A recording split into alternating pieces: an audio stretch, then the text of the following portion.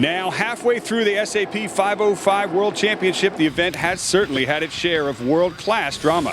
After breaking their mast, event favorites Mike Martin and Jeff Nelson are still leading this 98-boat fleet with all first places. But it was Paul Kayard, the biggest name in this regatta, sailing with former 505 world champion Howie Hamlin, who displayed the type of sportsmanship the world would admire after voluntarily withdrawing from race 3 when it was reported that they made contact with the gate boat.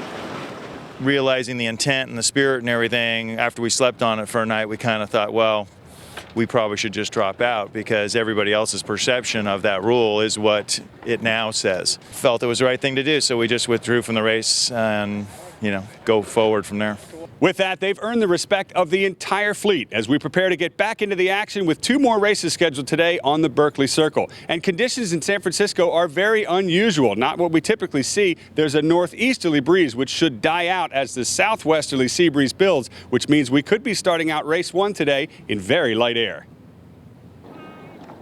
In fact, at race time, the wind is not strong enough to sail, and the race committee postpones the start.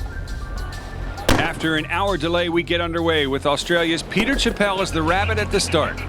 And with that, race 6 is on. In the lighter air, the boats spread all the way across the course. It's unclear which side is favored until the leaders approach Mark 1.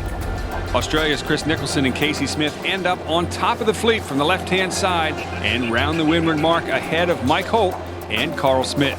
Germany's Jens Findel and Johannes Tellen are just behind in 3rd. And for the first time, the regatta's current leaders Mike Martin and Jeff Nelson are deep in the pack, nearly a minute and a half behind the front runners.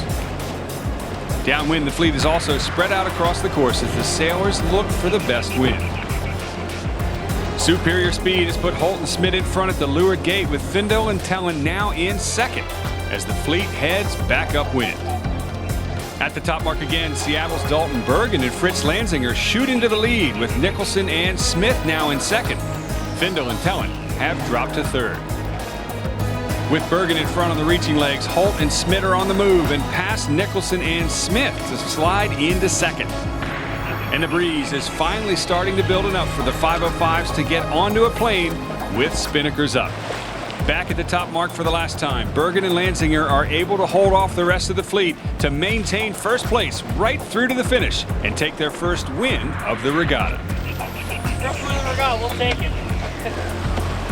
With that, we move into race 7, and the former world champion from Great Britain, Ian Pennell, with Carl Gibbon open up the starting gate to begin the race as the rabbit. The entire fleet ducks behind them, and we're on our way upwind in a building breeze that now tops over 15 knots. Again, the fleet is spread out, and the big question is, which side of the course will produce the leaders?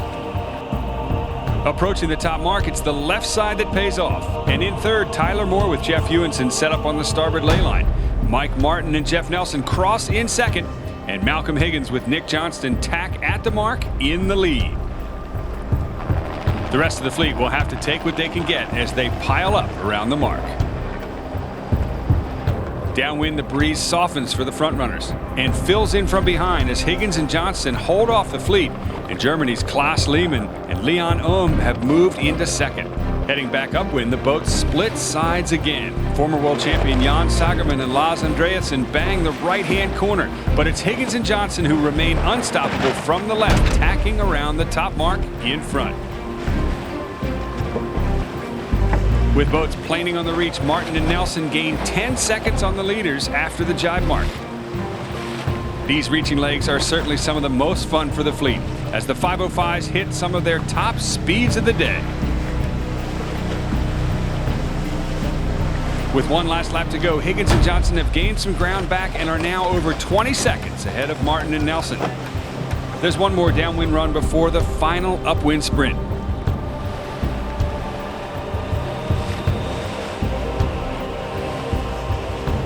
The breeze has settled back in, sending boats planing on the run, and crews all the way out on the wire on the last upwind leg.